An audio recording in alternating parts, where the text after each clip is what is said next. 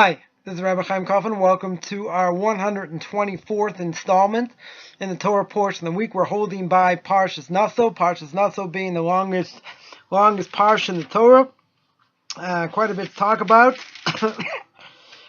Speaks about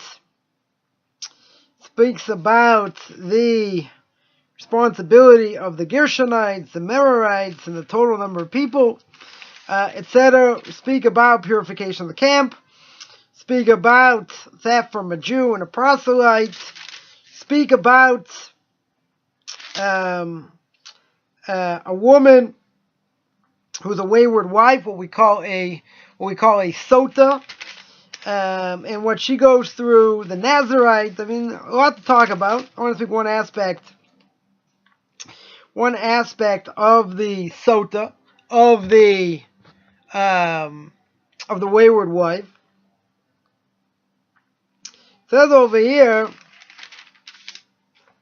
chapter 5, book of Numbers, verse 23, Cohen shall inscribe these curses on a scroll, erase it into the bitter waters, cause the woman to drink the bitter waters, cause the curse, then the waters that curse shall come into her for bitterness. So if a woman's been with somebody, been alone, at least with the amount of time it takes to have relations, etc., that she's alone with someone that the husband forbade her to be alone with. So what happens? She has to drink these bitter waters. Now, if she didn't do anything wrong, except for the fact she was alone with him, but nothing else happened, everything's good. If not, then basically these waters will kill her, her stomach will blow up, and it'll be kind of nasty. Right? So explains the Torah. Now, the Medrash over here says, remember, the Torah says, let me just reread it. The Torah says, Cohen shall inscribe these curses on a scroll and erase it into the bitter waters. Right? It gets erased. Right? Even God's name is on it, it will get erased. Says the Medrash, it's permissible to erase the books of heretics, even if they're names of God written in it. How do I know? Right? How does the Medrash know this? And the Medrash says that just like there should be peace between man and a wife, in the Torah allows the name of God to be erased, right, in such a case. So the books of Abikorsim, heretics, that cause hatred and jealousy for God, meaning in a negative way, all the more so, it can be erased. Now, this may seem a little bit strange, because let's analyze. Let's say, the Talmud tells us, a heretic, who writes a Sefer Torah, what's the status? Right? What is the status? What is the status of the Sefer Torah? The status of the Sefer Torah is you burn it. But you tell me he used different names of God. If he used different names of God, what do you want? What do you expect? We'd expect you're not allowed to erase it. But remember who wrote it. A heretic. If a heretic writes it, well, guess what? It's game over. Right? The words themselves, even if they're holy words, holy names of God, doesn't mean anything. Why? Because look who wrote it. His intention, certainly not for the sake of heaven. Someone who writes a Torah scroll, someone who writes a mezuzah, right? He writes a mezuzah, he writes tefillin on parchment. He has to go to the mikveh first. Why? He has to purify himself. He has to purify himself in order that he writes the names properly. Right? He writes the names of God, with the proper intention. A heretic, even if he would go to the mikveh, where are his thoughts going? right? Certainly for heresy, not for God. You have to say, why is he going to the mikvah? Okay, let's make it easy. He didn't go to the mikvah, right? But someone who's a someone who's a scribe, right, who writes tefillin mezuzah, has to have fear of heaven. Has to have a tremendous fear of heaven. So, if he doesn't have fear of heaven, or in this case he's a heretic, doesn't matter all the names of God he wrote, whatever it is, whether it's a mezuzah, sefer Torah, you burn it. It has no holiness. Everything's about intention. So what do we see from here? If God's going to erase his name, right, for the sake of marital harmony or marital unharmony, let's say, or let's say, well, in this case, let's say that she didn't sin, so the name gets erased. So for marital harmony, God's name gets erased. All the more so if a heretic, right, to Sefer Torah, you burn it. There's nothing good comes from it, right? His intention not worth anything, right? So says the Medrash. Says Mori v'Rebbe Arav Agon Ramoshe Star Moshlita, should be well. He says in Tam V'das, his book on Chumash, he says we see that a Saita, the case of this wayward married woman, even though we don't necessarily have to worry, right? We don't have to worry she's with someone else, right? That she's having relations with someone else. What's the reason the husband makes her drink? The reason the husband makes her drink is because he's jealous. And that's why he says, if you're alone with this person, right, I forbid you to be alone with this person. That he's not allowed. That if he says that, and she is alone with him, then there's an obligation for her to drink. Now, even though in general, when it comes to being alone with somebody, in a room, in a house, whatever the case is, we don't necessarily assume that they've transgressed by being together. We don't, give them the benefit of the doubt, right? No reason to assume that unless you have evidence the other way. Here it's so bad because the husband was stringent against his wife, and he said, I don't want you to be with this person. So we're even more stringent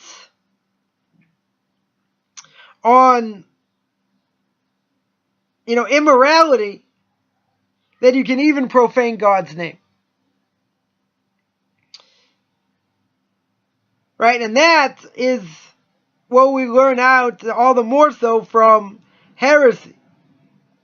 Because heresy, someone who's a heretic hates God. Right? He certainly hates God. In their books, even if they don't appear so bad, since the rabbis warned us stay away from them, we're obligated to destroy them. To erase them even in a way where we transgress a negative prohibition. Right? The negative prohibition is erasing God's name. Right? In a case where you weren't allowed to.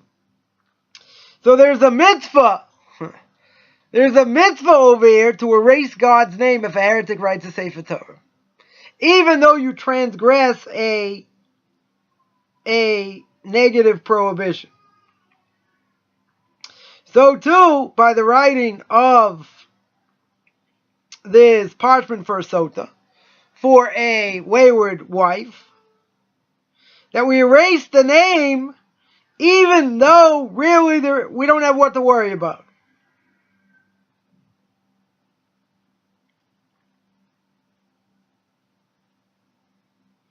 So according to Rav Chaim, so Rav Sternbuch says, if you look into the Chidushei Rabbeinu Halevi, Chaim Halevi, the beginning of the laws of Yibum, Rav Chaim Brisker, right, that's how he's known, Rav Chaim Brisker,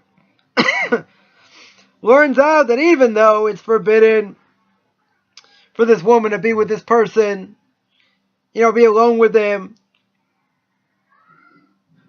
it's not because we're worried they did something. It's a Gezeres HaKasuv, it's a special verse over here to forbid her to her husband. So you see that the husband's crazy, maybe, and he forbids his wife to be alone with somebody. Forbidding her to be alone with somebody doesn't necessarily make her forbid it.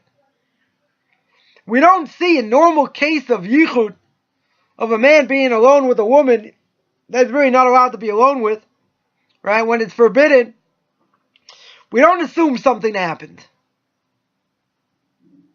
But over here, the question is, why do we assume something happened? The husband, is stringent over here, and he says to his wife, don't be alone with this guy. And she's alone with him. Why is that any different than any yichud? Okay, so she's alone with him. Doesn't mean anything happened. Right? We don't necessarily have to assume anything happened. There's a tremendous stringency.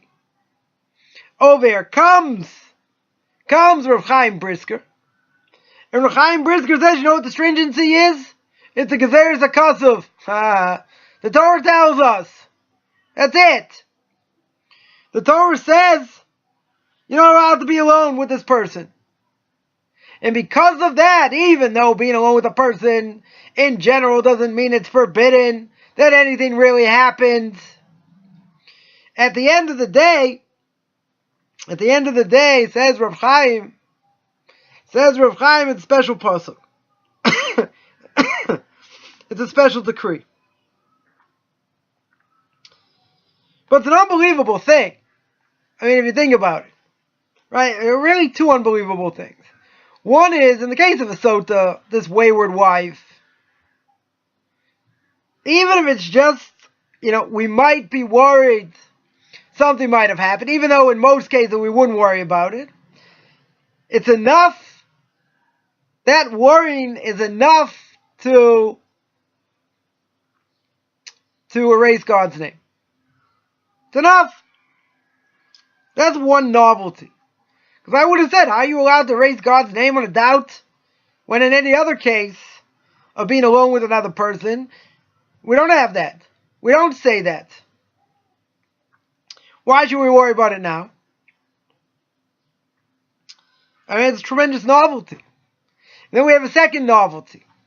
Second novelty is that when you have a min, an abikoros, a heretic, that writes a Sefer Torah, you burn it. Right? You take his books and you burn them. Even if they have God's name in it. If you tell me, so it's the opposite end over here. If you tell me that the name of God isn't really worth anything because the person who wrote it had bad intentions, etc. Even though he wrote it, doesn't matter. It's a desecration. You can burn it. You can get rid of it. Something that even we have a little bit of a doubt that something happened between husband and wife, between this woman, this wife, and somebody else. All the more so, God is willing to erase his name for the sake of peace. Now, we have to think a little bit over here. Where's the peace? I mean, he threatened her. She didn't listen. He takes her in front of the Kohen. Now she has to drink. If she's lying, she dies. If she's not lying, and nothing happened, so fine. Nothing will happen with these mixed waters. With these bitter waters. So at the end of the day, is the relationship between husband and wife going to be the same? Probably not. Right? Where's the sake of peace over here? And the answer is it preserves the peace. What happens afterwards, okay, maybe they need therapy, whatever the case is, but it preserves the peace. So God's name can be erased. By a heretic, it's no preserving of peace, but absolutely permissible to erase because we don't have any connection. Right? This person has no connection to God, to Torah, to anything, even though he wrote it. So therefore, the names of God don't mean anything. You can erase it.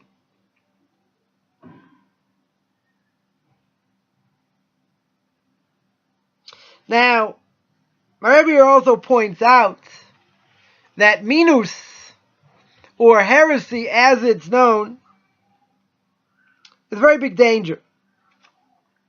Because heresy can be dressed up in different clothing. Right? Sometimes it's hard to find. Sometimes, it'll wear different types of clothing where you can't fathom what they're doing or what they're trying to do.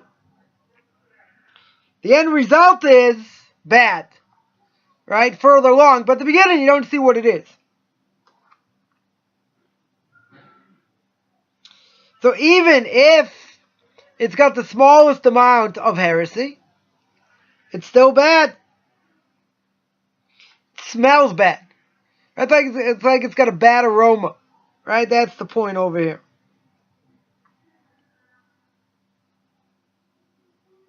But the problem is, the simple people, as my Rebbe here points out, don't recognize it. They don't make the distinction. Only great rabbis of that generation have the merit to know. So, this goes along the famous story when the Mizrahi movement started, the religious Zionists, when they started more than 100 years ago. The rabbis, Rav Chaim Brisker included, right, he was really the one behind, very strong against this movement. People couldn't understand why. They have their own rabbis. These people seem to be well learned, etc. And basically Rav Chaim said, it doesn't matter how they dress. It doesn't matter what drushes, what sermons they give, and they show their knowledge. The thing, as my Rebbe here says, the thing stinks to high heaven. And by stinking to high heaven, there's something there that's going to come out eventually. May not be at the beginning. Right? It may not be at the beginning. But at the end of the day, it's going to come out. So you need great people to decide, such things.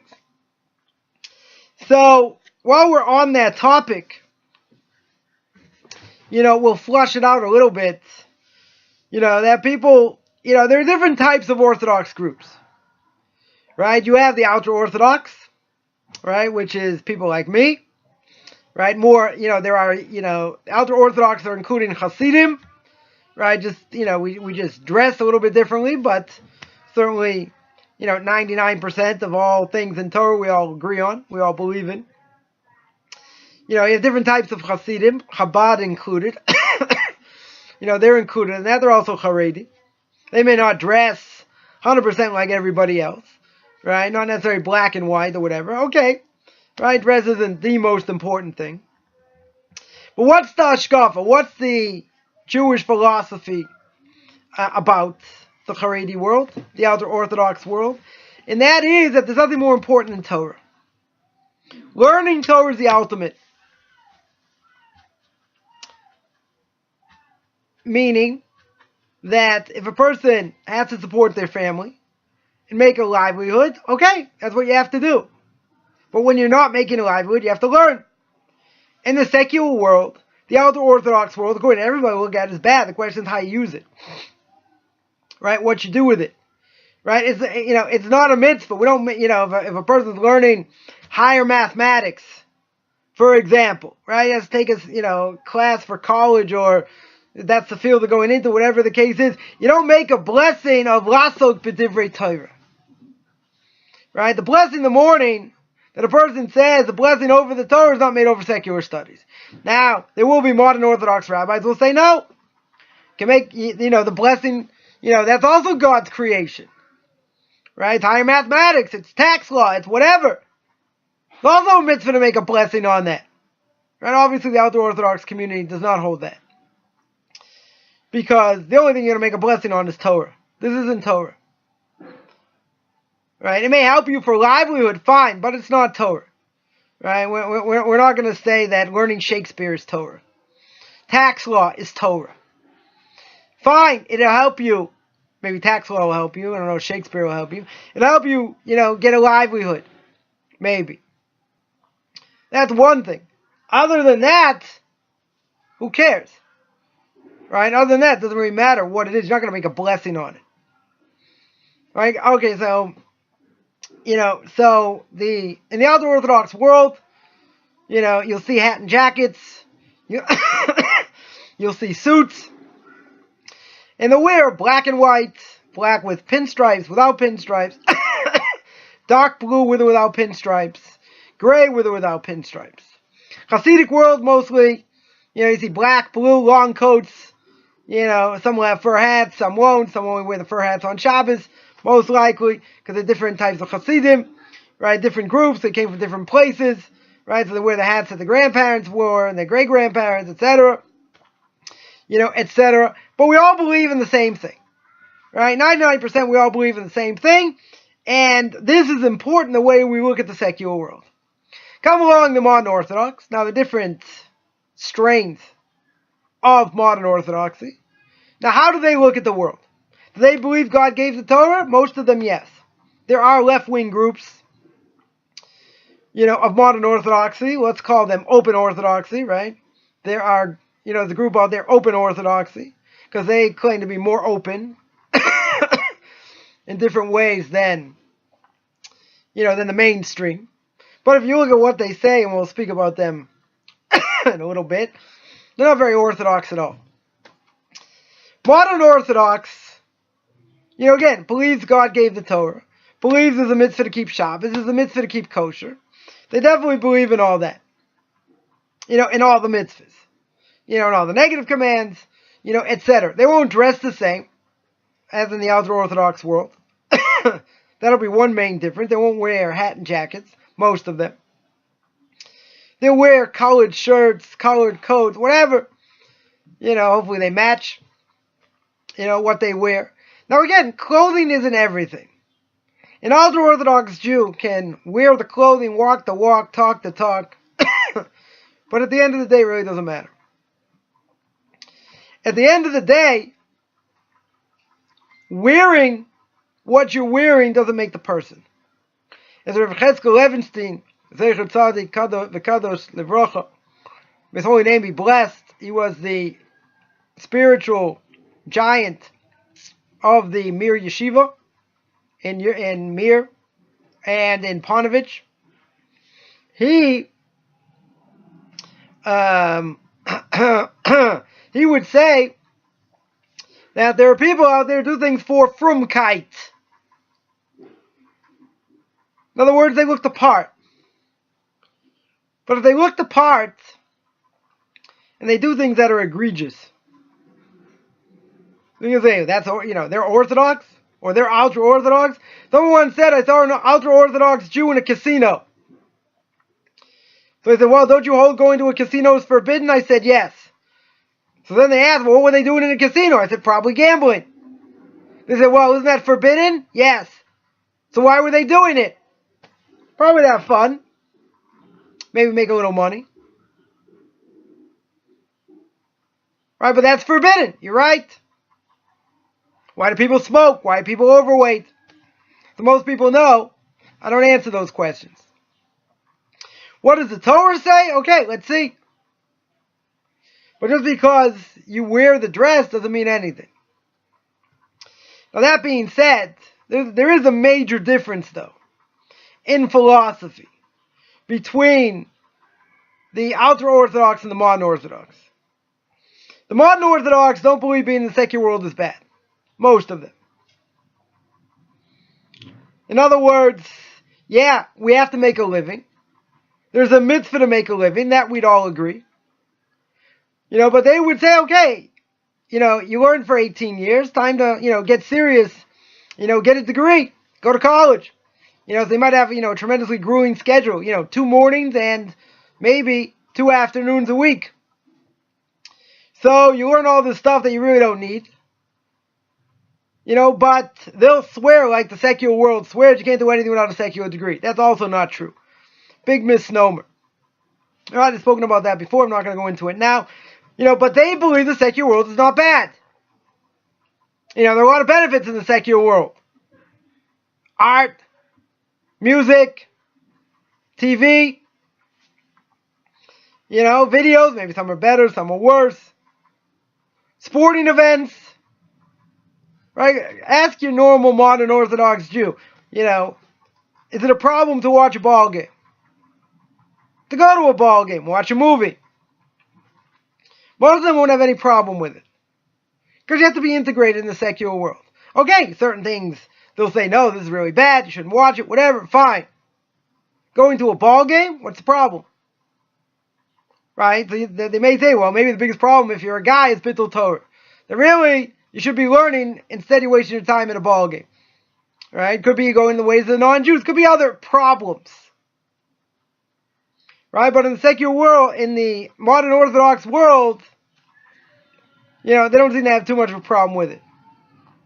Not only that, depending on where they're holding, many of their women, right, that are married, their hair will be half covered, quarter covered. They wear a baseball cap and it's all hanging out. Where the obligation is to cover your entire hair. Okay? Why do they do that? Don't know. There is a leniency if a hand's breadth of hair, right? Hand's breadth. See my hand? Right? Hand's breadth of hair was hanging out. It's okay. We're not striving. That's not what we're striving for. So their big thing is the secular world is not so bad. They would say you got to uphold the burden. Right? Certainly, you live in the land of Israel. If you're a guy, you got to do the army. Right? The mitzvah to do the army. Right? Not clear it's a mitzvah to live in the land of Israel, but they hold the mitzvah to do the army. So that being said, the line between the secular world and the religious world seems to get blurred. In other words, sometimes it seems they have 2 feet in the secular world and a quarter of a foot in the religious world. Do they keep Shabbos? Many of them do. They keep kosher? Many of them do. Do they keep it at a high standard? Questionable. I'm sure many do. But there are those that their standard is much weaker. They certainly don't believe in the level of Torah scholarship that in the ultra-Orthodox world. Yeah, you learn as much as you can, whatever, but, if there's a choice to go learn, in a base medrash, in the study hall, or go out to eat, or, go to a ball game, or watch a movie, some of them will definitely choose the latter, not the former. Again, people take me to task and say, you can't overgeneralize. You're right. But I was part of them at one time. I saw it from the inside. You had people that were stronger, people that weren't. But the vast majority, as I heard a statistic a few years ago, the vast majority in the modern Orthodox world, someone who teaches the modern Orthodox yeshiva told me, the statistic is 1 in 4. 1 out of 4 children in a modern Orthodox family stay religious. That means it's a 75% dropout rate. 75% is pretty high. In the ultra-Orthodox world, if the average family has 8 kids, 1 drops out. Much higher percentage that stay. I mean, not 75%, not even close. But I'm not even going to get into that. So somebody who teaches in the modern Orthodox world, right? Someone who teaches in the modern Orthodox world told me that 75% dropout rate. And when a kid goes to college or is in the middle of college, right? The same person, this rabbi told me, that if he's the gabbai, if he's in charge of the minyan, at least we know he prays. Now, what does that tell you? What that tells you is that the movement is in disarray.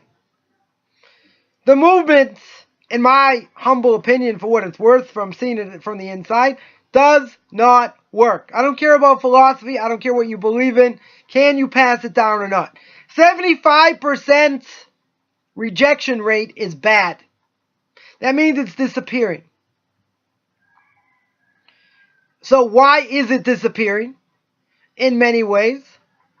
Well, one very simple reason is if you give more credibility and credence to the secular world, you end up more a secular Jew than a religious Jew. You cut more corners, whatever. That's what happens. But if your main focus is Torah and learning, and the secular world is something to be avoided like the plague if possible, it's a whole different thing. Right? It's a totally different thing. Thing is, say, oh, you got an agenda, you got an axe to grind. Yeah, maybe I do, but I saw it from the inside. Are there modern Orthodox people stronger in learning and have more knowledge than some ultra-Orthodox people? Sure. Right? I'm not saying everybody's like that. But I did see a lot of people that were. And it's not very strong. Most of them are not strong. So if that's the case, I can understand. Right? Just a number of years ago, there were 22 rabbinic court judges that were appointed in the land of Israel. 15 out of 22 were ultra-Orthodox. Figure it out. It's 58%. Almost 60%. So I ask you the million-dollar question. Why? Why did 60% come from the ultra-Orthodox world? You're going to say, well, they're biased.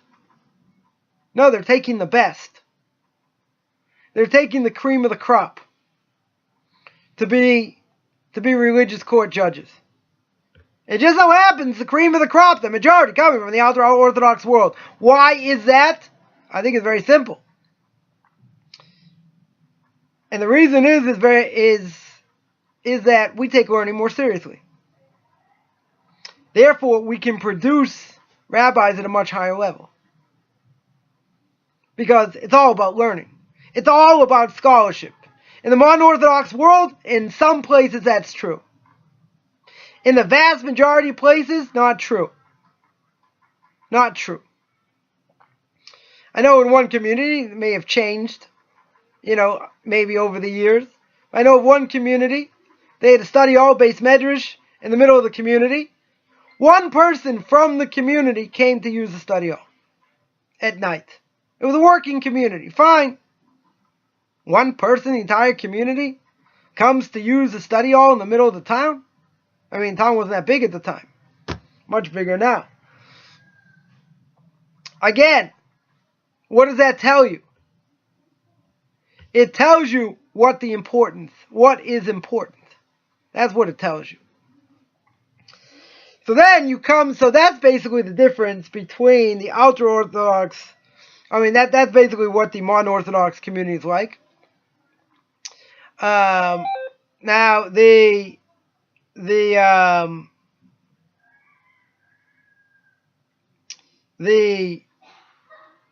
modern Orthodox community, the ultra-Orthodox community, and every community has their issues. Right? Everybody has their issues.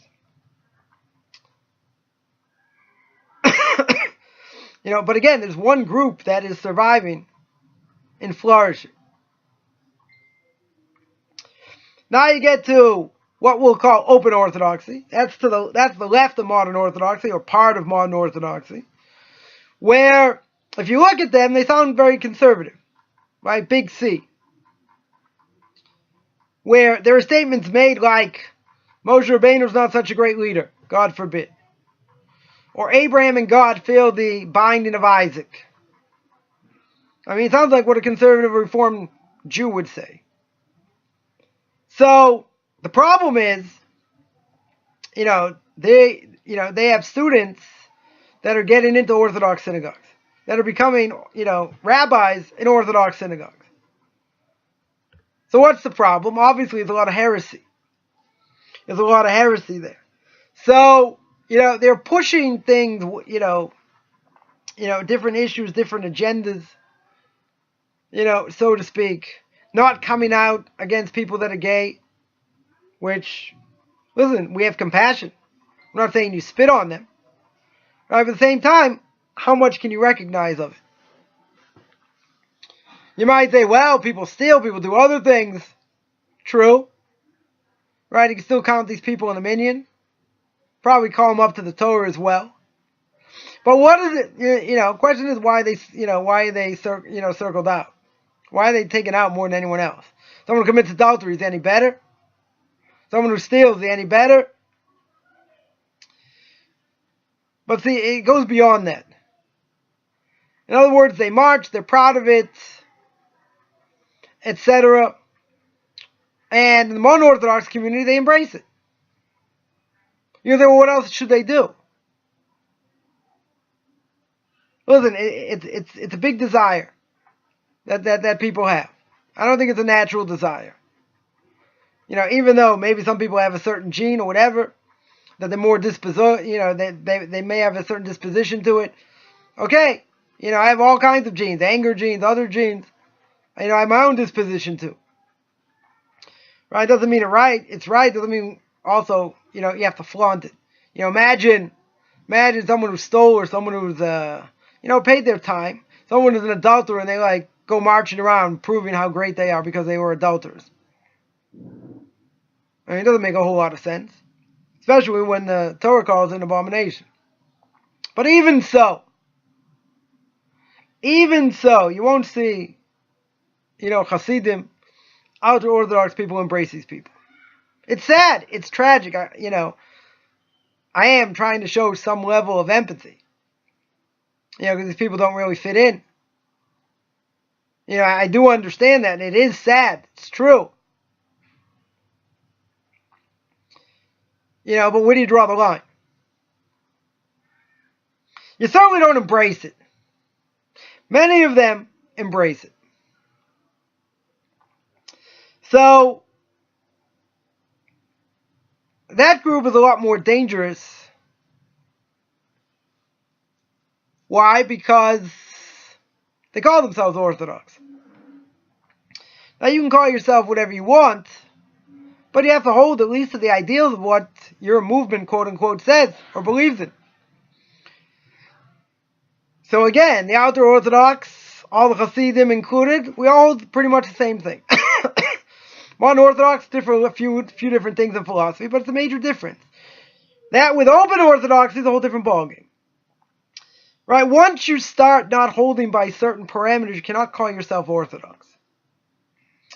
I don't care what proofs you bring, what you think you're trying to accomplish, right? But there have been many, many, many statements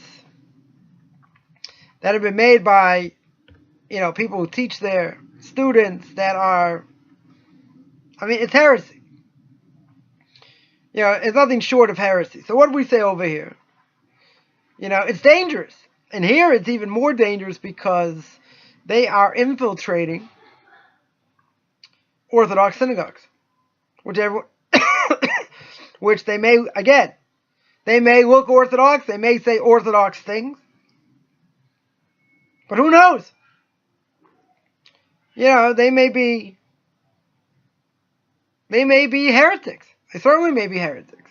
You want to say all of them are like that? Well, the ones teaching them certainly are. Certainly saying crazy things that are against Torah. Things that I would expect from a Reform rabbi, or a conservative rabbi.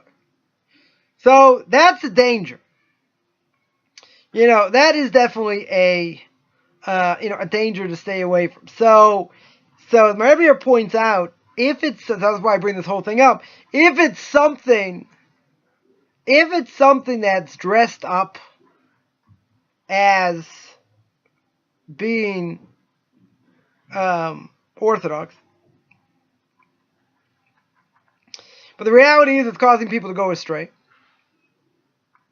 Even if what they do sounds good, nonetheless, got to stay away from it. Right? 100%, you have to stay away from it. So this is what Rav Chaim Brisker was warning about.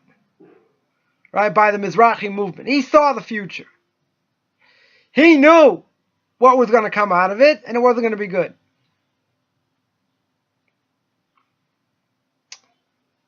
You see, there's more than one mitzvah in the Torah.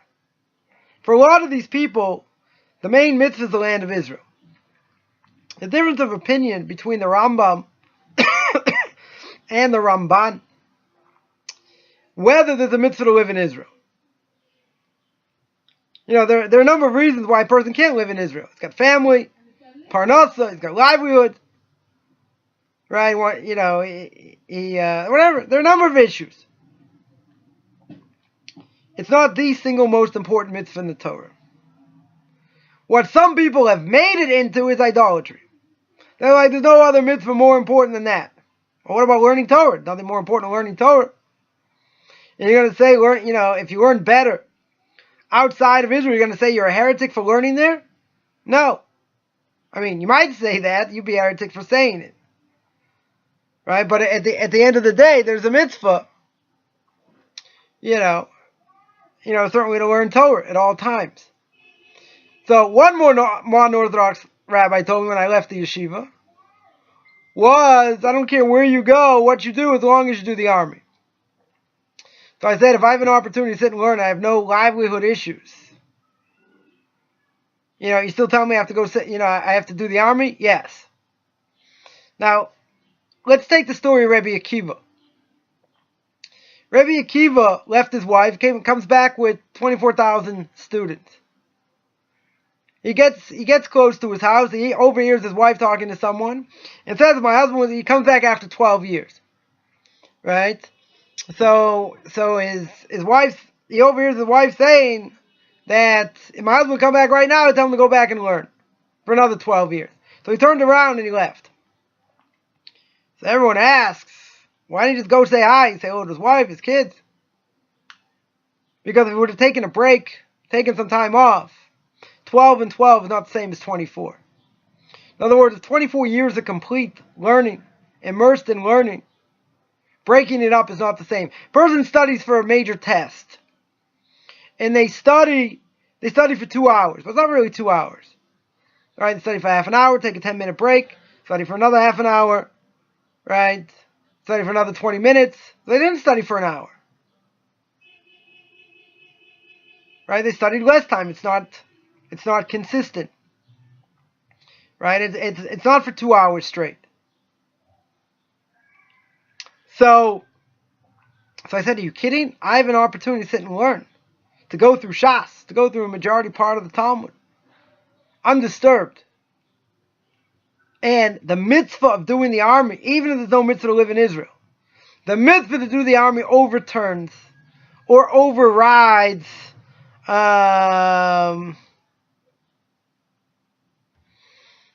overrides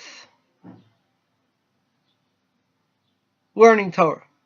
Now, this person had the gall to say that that's true. Doing the army overcomes learning Torah. It's more important. There's a problem with that. There's nothing more important.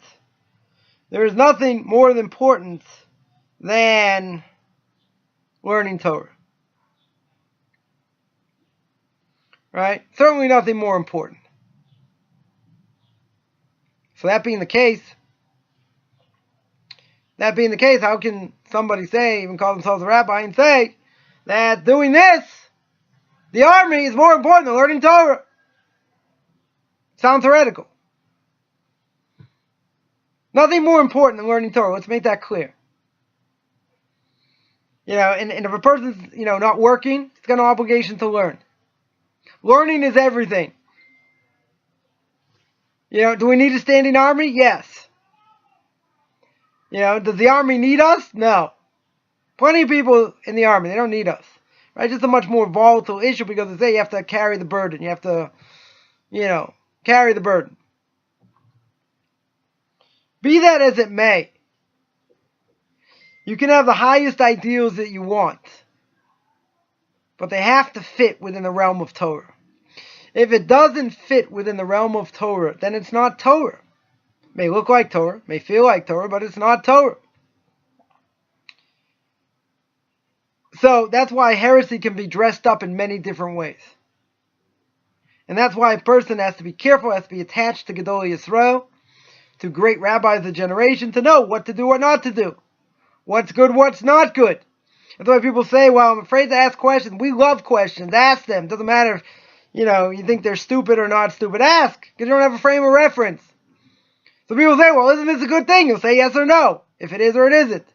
Based on your own experience, your own knowledge. Right, or that rabbi's knowledge. But at the end of the day, we got to make sure,